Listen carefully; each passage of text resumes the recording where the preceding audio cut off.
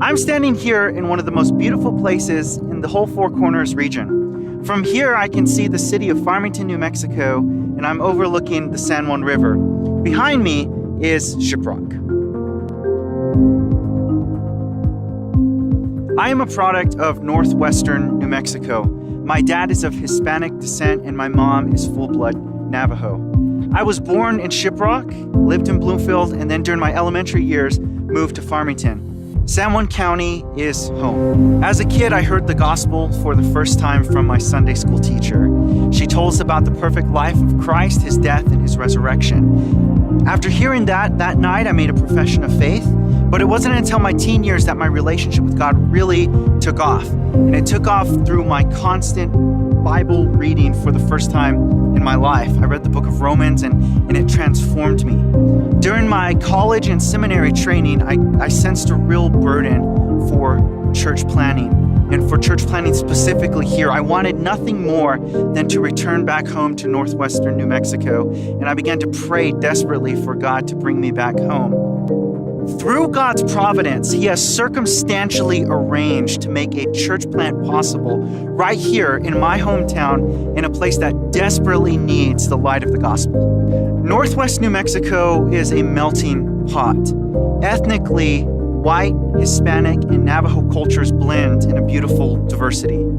Culturally, roughneck fortitude and Western individualism meet to form a people who are resistant and hardened to a gospel that teaches boldly that salvation is by grace alone. Religiously, Catholicism, Mormonism, Native American mysticism, nominal Christianity, agnosticism, and atheism converge in darkness.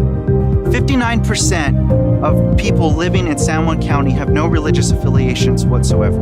In Matthew 28, Jesus gives his Great Commission. Here, he charges every single follower of Christ to be a disciple maker. It's all of our jobs as Christians to make disciples, to make followers of Jesus. In Romans 1:16, Paul says that the gospel is the power of God unto salvation. It's not man's wisdom. It's not some sort of human manipulation or program. This is God's agenda, and the gospel is the means by which he saves sinful humanity.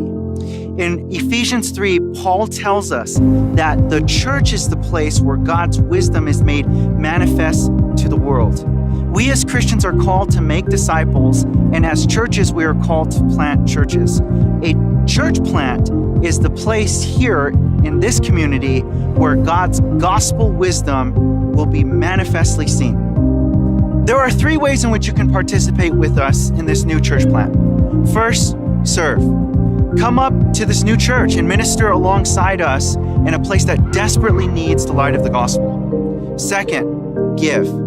Your faithful financial giving will help us to be able to glorify God, to edify people, and to testify his gospel. Third, pray for us. We are fully relying upon God to build his church through the preaching of his word, and your prayers can help in this process. Thank you.